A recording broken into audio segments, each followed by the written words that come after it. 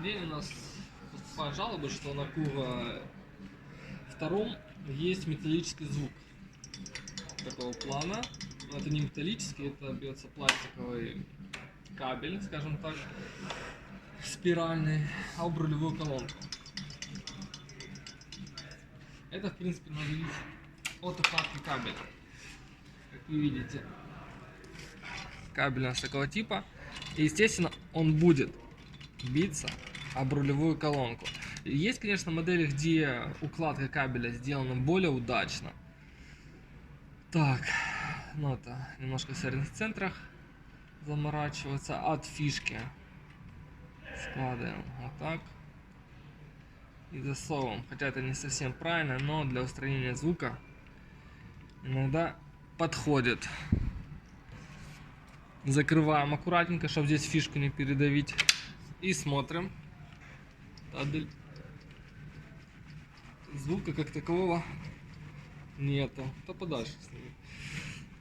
Также можно сделать еще один вариант. Ну, чтобы не заморачиваться. Вы засовываете сюда кусочек пенопласта, чтобы вообще убрать. Так, пенопласт кусочек.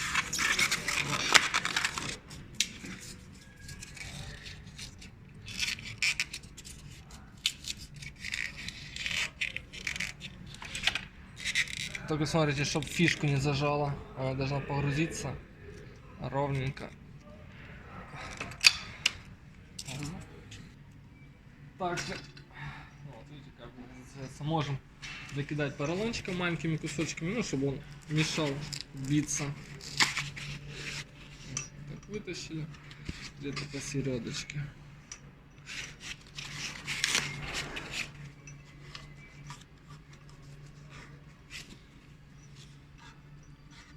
Все. Вкладываем. Еще кусочек поролончика.